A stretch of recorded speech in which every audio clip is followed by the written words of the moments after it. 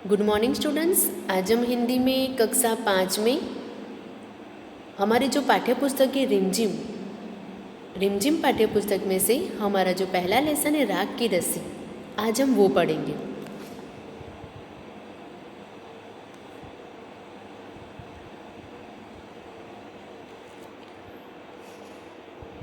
पाठ 1 राग की रस्सी।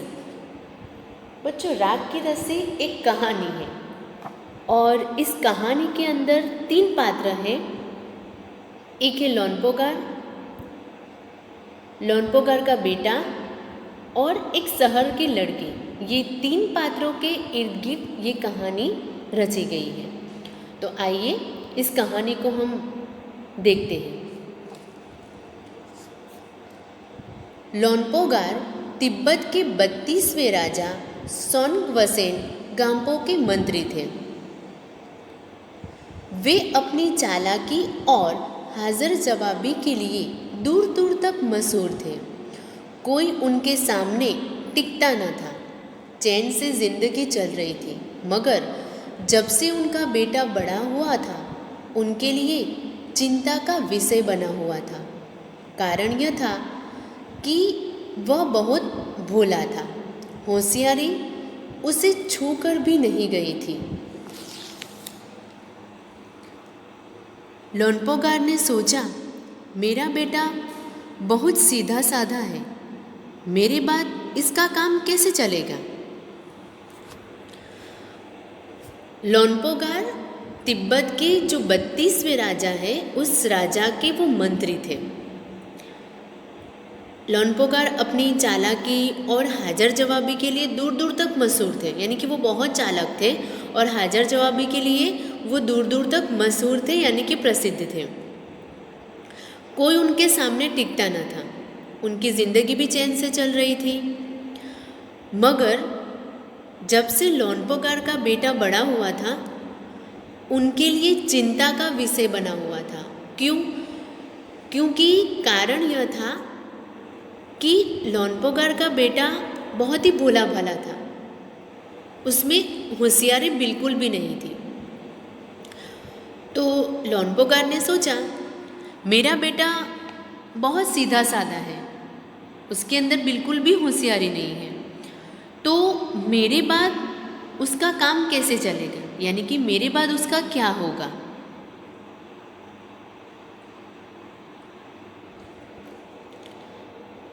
एक दिन लोनपोगार ने अपने बेटे को 100 भेड़ें देते हुए कहा, तुम इन्हें लेकर शहर जाओ, मगर इन्हें मारना या बेचना नहीं।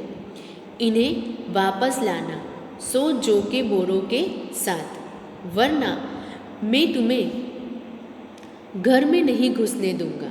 इसके बाद उन्होंने बेटे को शहर की तरफ रवाना किया। अब लोनपोगार के लिए एक चिंता का विषय बना हुआ था कि उनका जो बेटा था वो बहुत ही सीधा साधा था और होशियारी उसमें नहीं थी। तो लोनपोगार ने सोचा कि मेरा बेटा इतना सीधा साधा है, तो मेरे बाद इसका काम कैसे चलेगा।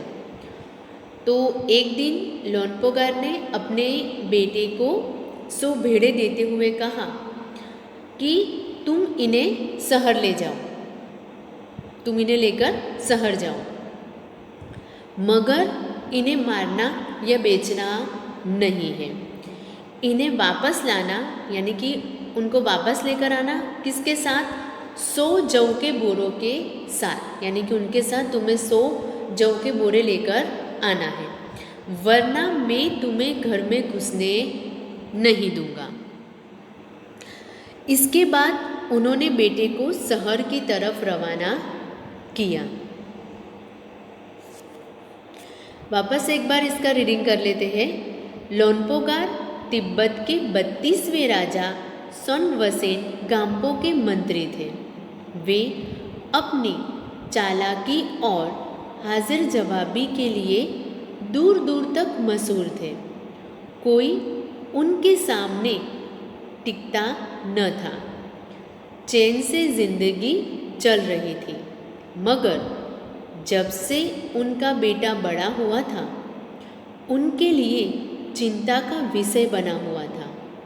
कारण यह था कि वह बहुत भोला था। होशियारी उसे छू कर भी नहीं गई थी।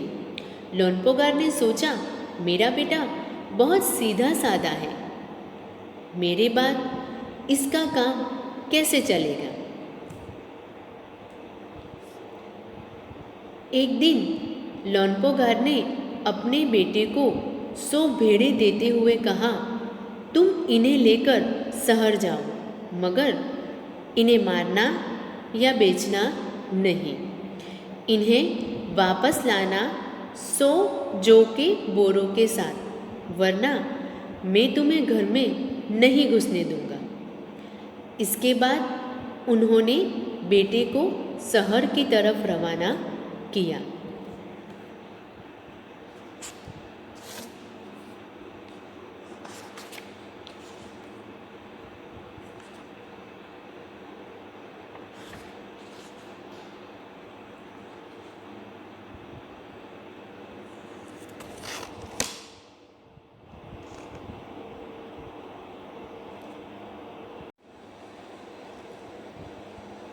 लोनपोगार का बेटा शहर पहुंच गया, मगर इतने बोरे जौ खरीदने के लिए उसके पास रुपए ही कहाँ थे। वह इस समस्या पर सोचने विचारने के लिए सड़क किनारे बैठ गया, मगर कोई हल उसकी समझ में नहीं आ रहा था। वह बहुत दुखी था। तभी एक लड़की उसके सामने आ खड़ी हुई। क्या बात है, तुम इतने दुखी क्यों हो? लोनपोगार के बेटे ने अपना हाल कह सुनाया। इसमें इतना दुखी होने की कोई बात नहीं, मैं इसका हल निकाल देती हूँ। इतना कहकर लड़की ने भेड़ों के अब लोनपोगार ने अपने बेटे को कहा था कि ये भेड़ों को लेकर तुम कहाँ जाओ, शहर जाओ, मगर तुम्हें इन्हें मारना या बेचना नहीं है। और जब तुम वापस आओ तो 100 जौ के बोरों के साथ उन्हें वापस आना था, वरना लोनपोगार उन्हें घर में घुसने नहीं देंगे। अब इसके बाद लोनपोगार ने अपने बेटे को शहर की तरफ रवाना किया, यानी कि लोनपोगार का बेटा शहर पहुंच गया, मगर इतने बोरे जौ खरीदने के लिए, यानी वो शहर तो पहुंच गया, लेकिन उसके पास इतने बोरे जौ खरीदने के लिए रुपए नहीं थे। यानी इतने जौ के बोरे खरीदने के लिए वो रुपए कहाँ से लाए। अब इसी समस्या पर वह सोचने और विचारने के लिए सड़क के किनारे बैठ गया, मगर कोई हल उसकी समझ में नहीं आ रहा था। यानी कि कैसे वो 100 जौ के बोरे खरीदे, इसकी समझ में कुछ भी नहीं आ रहा था। वो बहुत दुखी हो रहा था कि आखिर करे तो क्या करे। तभी एक लड़की उसके सामने आ खड़ी हुई और उस लड़की ने लोनपोगार से पूछा, क्या बात है, तुम इतने दुखी क्यों हो? लड़की के पूछने पर लोनपोगार ने यानी कि अपनी सारी कहानी उसे कह सुनाई। तो लड़की ने लोनपोगार को कहा कि इसमें इतना दुखी होने की कोई बात नहीं है, मैं इसका हल निकाल कर देती हूँ। क्योंकि लोनपोगार के समझ में तो कुछ भी नहीं आ रहा था कि आखिर वो क्या करे, जौ के 100 बोरे कैसे खरीदे। तो वो बहुत दुखी हो रहा था। उसने बहुत सोचा, लेकिन उसके समझ में कुछ भी नहीं आ रहा था। इस समस्या का उसे कोई हल नज़र नहीं आ रहा था। तभी वो लड़की को अपनी सारी बात, अपनी सारी कहानी कह सुनाता है। तो वो लड़की लोनपोगार को कहती है कि हाँ, इतना दुखी होने की कोई बात नहीं है, मैं इसका हल निकाल कर देती हूँ। इतना कहकर लड़की ने भेड़ों के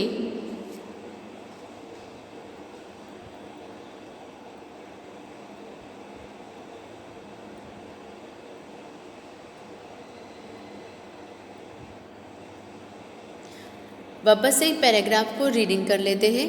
लोनपोगार का बेटा शहर पहुंच गया, मगर इतने बोरे जौ खरीदने के लिए उसके पास रुपए ही कहाँ थे। वह इस समस्या पर सोचने विचारने के लिए सड़क किनारे बैठ गया, मगर कोई हल उसकी समझ में नहीं आ रहा था। वह बहुत दुखी था। तभी एक लड़की उसके सामने आ खड़ी हुई। क्या बात है, तुम इतने दुखी क्यों हो?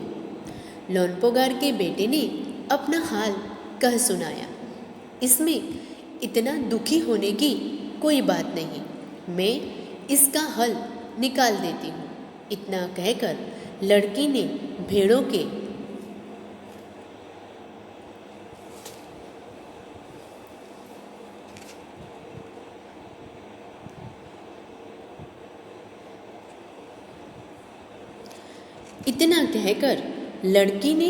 भेड़ों के बाल उतारे और उन्हें बाजार में बेच दिया। जो रुपए मिले उनसे जौ के 100 बोरे खरीदकर उसे घर वापस भेज दिया। अब इतना कहकर लड़की ने भेड़ों के बाल उतारे और उन्हें बाजार में बेच दिया। जो रुपए मिले उनसे जौ के 100 बोरे खरीदकर उसे घर वापस भेज दिया।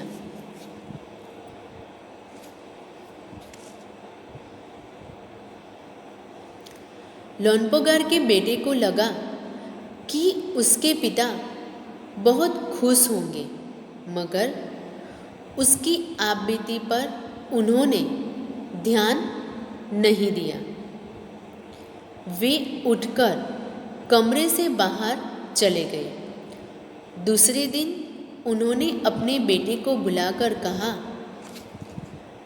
पिछली बार भेड़ों के बाल उतारकर बेचना मुझे जरा भी पसंद नहीं आया। अब तुम दोबारा उन्हीं भेड़ों को लेकर जाओ, उनके साथ जौ के 100 बोरे लेकर ही लौटना। अब वो लड़की इसका हल बताती है और उसने कहा कि दुखी होने की कोई बात नहीं है, इसका हल मैं निकाल देती हूँ। और इतना कहकर लड़की ने भेड़ों के बाल उतारे और उन्हें क्या कर दिया, बाजार में बेच दिया। और जो रुपए मिले उससे उसने क्या किया, जौ के 100 बोरे खरीद कर उसे घर यानी कि लोनपोगार को घर वापस भेज दिया। यानी कि उसने क्या करे, उसके बाल उतारे, भेड़ों के बाल उतार कर उन्हें बाज़ार में बेच दिया और उससे उसने जो रुपए मिले उसने जौ के 100 बोरे खरीद कर लोनपोगार के बेटे को घर वापस भेज दिया। अब लोनपोगार के बेटे को लगा कि उसके पिता बहुत खुश होंगे, क्योंकि उसने जो भी समस्या थी उस समस्या का उसने समाधान कर दिया, उसका हल उसने ढूंढ लिया और वो जौ के 100 बोरे लेकर घर पर जाएगा तो उसके पिता बहुत खुश होंगे। मगर उसकी आपबीती पर उन्होंने ध्यान नहीं दिया। उसे लगा कि उसके पिताजी बहुत खुश होंगे, लेकिन उन्होंने उसकी आपबीती पर उन्होंने ध्यान ही नहीं दिया।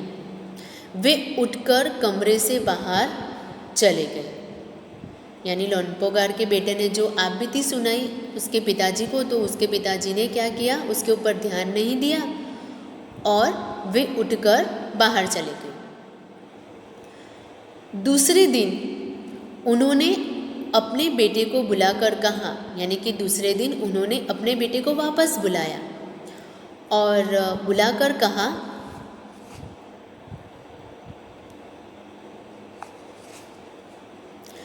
पिछली बार भेड़ों के बाल उतारकर बेचना मुझे जरा भी पसंद नहीं आया। उन्होंने कहा कि पिछली बार तुमने जो भेड़ों के बाल उतार कर बेचे और उससे जो तुमने जौ के 100 बोरे खरीदे वो मुझे ज़रा भी पसंद नहीं आया।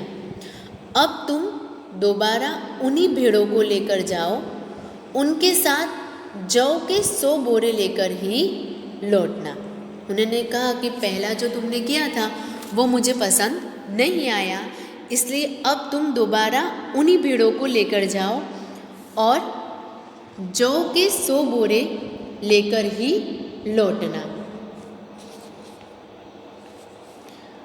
वापस ऐसे रीडिंग कर लेते हैं। इतना कहकर लड़की ने भेड़ों के बाल उतारे और उन्हें बाजार में बेच दिया। जो रुपए मिले उनसे जौ के 100 बोरे खरीदकर उसे घर वापस भेज दिया। लोनपोगार के बेटे को लगा कि उसके पिता बहुत खुश होंगे, मगर उसकी आप बीती पर उन्होंने ध्यान नहीं दिया। वे उठकर कमरे से बाहर चले गए। दूसरे दिन उन्होंने अपने बेटे को बुलाकर कहा, पिछली बार भेड़ों के बाल उतार कर बेचना मुझे जरा भी पसंद नहीं आया। अब तुम दोबारा उन्हीं भेड़ों को लेकर जाओ, उनके साथ जौ के 100 बोरे लेकर ही लौटना।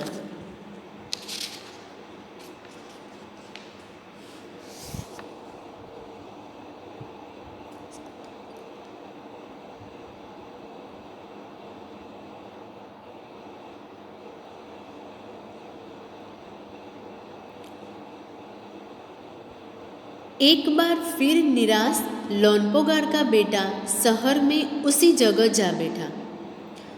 न जाने क्यों उसे यकीन था कि वह लड़की उसकी मदद के लिए जरूर आएगी, और हुआ भी कुछ ऐसा ही। वह लड़की आई। उससे उसने अपनी मुश्किल कह सुनाई। अब तो बिना जौ के 100 बोरे के मेरे पिता मुझे घर में नहीं घुसने देंगे। लड़की सोचकर बोली, एक तरीका है।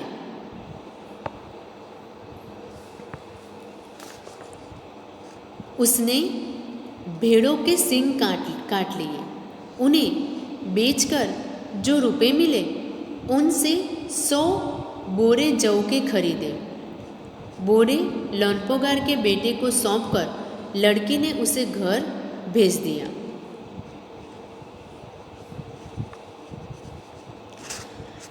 अब लोनपोगार ने अपने बेटे को वापस से बुलाया और उन्हें कहा कि पिछली बार भेड़ों के बाल उतार कर बेचना उन्हें बिल्कुल भी पसंद नहीं आया। तो वो कहते हैं कि अब तुम्हें दोबारा उन्हीं भेड़ों को लेकर जाना होगा और उनके साथ जौ के 100 बोरे लेकर ही लौटना होगा। अब एक बार फिर निराश लोनपोगार का बेटा शहर में उसी जगह जा बैठा। वो जाकर बैठा, लेकिन न जाने क्यों उसे यकीन था कि वह लड़की उसकी मदद के लिए जरूर आएगी, और हुआ भी कुछ ऐसा ही। वो उस निराश होकर बैठ गया था, क्योंकि एक पहली बार तो उस लड़की ने उसकी मदद की और वो जौ के 100 बोरे लेकर अपने पिताजी के पास गया, लेकिन उसके पिताजी को वो बात पसंद नहीं आई। इसलिए उसके पिताजी ने उन्हें वापस से शहर भेजा और बोला कि तुम्हें जौ के 100 बोरे लेकर वापस लौटना होगा। अब लोनपोगार का बेटा शहर में उसी जगह जा बैठा, लेकिन उसे कहीं ना कहीं यकीन था कि वह लड़की उसकी मदद के लिए जरूर आएगी, और हुआ भी कुछ ऐसा ही। वो लड़की वहाँ पर उसकी मदद के लिए आती है। उससे उसने अपनी मुश्किल कह सुनाई, यानी कि लोनपोगार के बेटे ने, उसके पिताजी ने उससे जो कुछ कहा था वो सारी बातें उसने उस लड़की को कह सुनाई। तो वो बोलता है कि अब तो बिना जौ के 100 बोरों के मेरे पिता मुझे घर में घुसने नहीं देंगे। लड़की थोड़ा सोचने लगी और सोचकर बोलती है कि एक तरीका है। उसने भेड़ों के सींग काट लिए। क्या काट लिए? भेड़ों के सींग। पहली बार वो क्या काटती है? भेड़ों के बाल उतारती है। और दूसरी बार वो भेड़ों के सींग काटती है। तो भेड़ों के सींग काट लिए, उन्हें बेचकर जो रुपए मिले उनसे 100 बोरे जौ के खरीदे। भेड़ों के सींग काट लेती है और काट लिए और उसने बेचकर उससे जो रुपए मिलते हैं वो रुपए से उसने जौ के 100 बोरे खरीदे।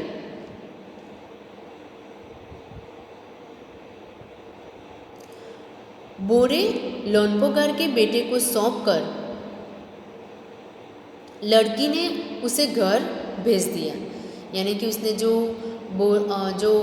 सींग काटे थे, सींग काट के जो पैसे मिले उसने उससे जौ के 100 बोरे खरीदे और लोनपोगार के बेटे को उसे सौंप दिया और सौंप कर लड़की ने उसे कहाँ भेज दिया? उसके घर भेज दिया।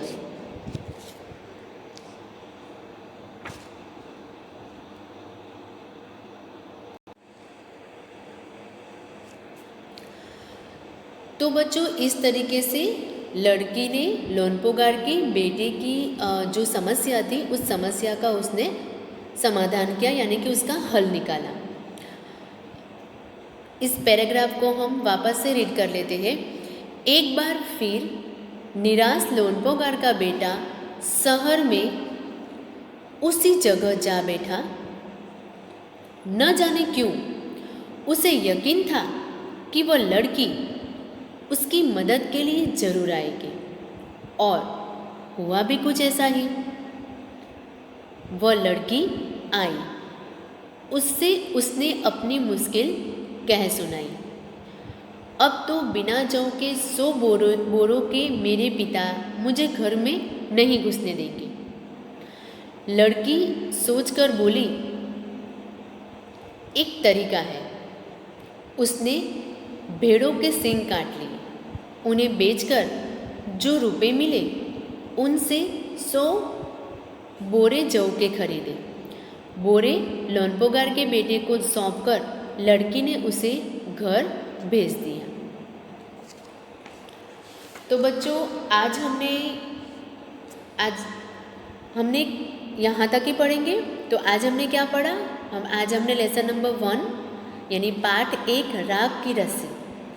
तो उसमें हमने क्या पढ़ा कि लोनपोगार तिब्बत के 32वें राजा सोनोगवसन गाम्पो के मंत्री थे। यानी कि लोनपोगार एक मंत्री थे और लोनपोगार बहुत ही चालाक और बहुत ही होशियार थे और उनकी हाजिर जवाबी के लिए तो वो दूर दूर तक मशहूर थे। लेकिन जब उनका बेटा बड़ा हुआ तो उनके लिए चिंता का विषय बन गया। चिंता का विषय क्यों बना? क्योंकि वो तो बहुत होशियार और चालाक थे, लेकिन उनका जो बेटा था वो बहुत ही भोला भाला था। होशियारी उन्हें छूकर भी नहीं गई थी। तो लोनपोगार ने ये सोचता है कि मेरा बेटा तो बहुत सीधा साधा है, तो मेरे बाद मेरे बेटे का क्या होगा। तो इसीलिए वो अपने बेटे को क्या कहता है कि वो अपने बेटे को बोलता है कि वो अपने बेटे को 100 भेड़े देते हुए कहता है कि तुम इन्हें शहर ले जाओ, लेकिन तुम्हें उन भेड़ों को बेचना या मारना नहीं है। इन्हें वापस किसके साथ लेकर आना है? साथ में तुम्हें जौ के 100 बोरे वापस लेकर आना है, लेकिन भेड़े को मारना या बेचना नहीं है। इसके बाद वो अपने बेटे को शहर की तरफ रवाना करते हैं। अब लोनपोगार का बेटा शहर तो पहुंच जाता है, मगर बोरे यानी कि जौ के 100 बोरे खरीदने के लिए वो रुपए कहाँ से लाए? वो तो उसके पास थे ही नहीं। अब इस समस्या पर वो सोच विचार करने के लिए एक सड़क के किनारे बैठ जाता है। लेकिन उसकी समझ में तो कुछ भी नहीं आता है। अब करे तो क्या करे। तभी एक लड़की उसके सामने आ खड़ी होती है। अब लोनपोगार बहुत ही दुखी दिखाई देता है, तो लड़की उसको देखकर पूछती है कि आखिर बात क्या है, तुम इतने दुखी क्यों दिख रहे हो, तुम इतने दुखी क्यों हो। तो लोनपोगार अपना सारा हाल उस लड़की को कह सुनाता है। तो लड़की ने कहा कि इसमें इतना दुखी होने की बात क्या है, मैं इसका हल निकाल कर देती हूँ। तो लड़की ने कहा कि इसमें दुखी होने की कोई बात नहीं है, मैं तुम्हें इसका हल निकाल कर देती हूँ। तो लड़की ने उसका क्या हल निकाला। लड़की ने भेड़ों के बाल उतारे और उन्हें बाजार में बेच दिया। यानी जब पहली बार लोनपोगार का बेटा शहर जाता है तो लड़की उसकी समस्या का क्या हल करती है कि वो भेड़ों के बाल उतारे और उसने क्या किया, उसे बाजार में बेच दिया और उससे जो रुपए मिले उससे उसने जौ के 100 बोरे खरीद कर उसे घर वापस भेज दिया। लोनपोगार के बेटे को उसने घर वापस भेज दिया। अब लोनपोगार जौ के 100 बोरे लेकर खरीद कर घर पर गया तो उसे तो ऐसा ही लग रहा था कि मेरे पिताजी बहुत खुश होंगे, लेकिन उसकी आप बीती पर उसके पिताजी ने ध्यान ही नहीं दिया और वो उठकर वहाँ से चले गए। अब दूसरा दिन हुआ तो दूसरे दिन उन्होंने अपने बेटे को वापस से बुलाया और कहा कि पिछली बार भेड़ों के बाल उतार कर बेचना मुझे जरा भी पसंद नहीं आया, अब तुम दोबारा उन्हीं भेड़ों को लेकर जाओ और उनके साथ जौ के 100 बोरे लेकर ही लौटना। ये उसके पिताजी ने उसे कहा। अब एक बार फिर निराश लोनपोगार का बेटा शहर में उसी जगह जा बैठा।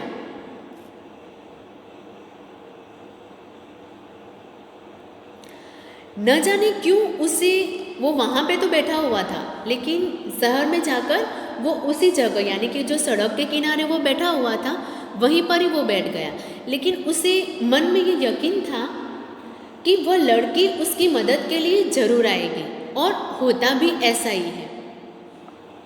वो लड़की आती है और उसने अपनी मुश्किल कह सुनाई, यानी कि उसके पिताजी ने उससे जो कुछ कहा था वो उसने उस लड़की को बताया।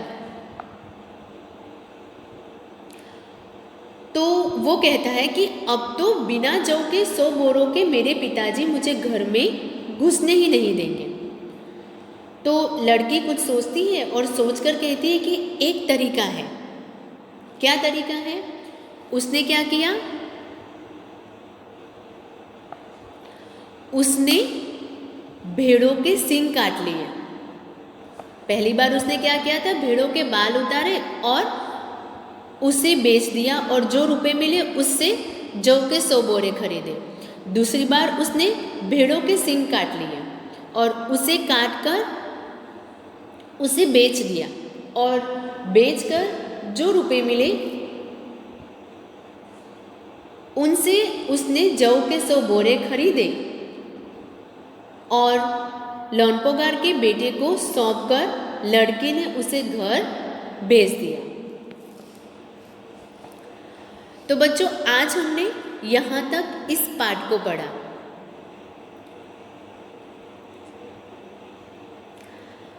इस पाठ का जो आगे का हिस्सा है वो बच्चों हम लोग नेक्स्ट वीडियो के अंदर पढ़ेंगे। तो आज हम यहाँ तक ही पढ़ेंगे।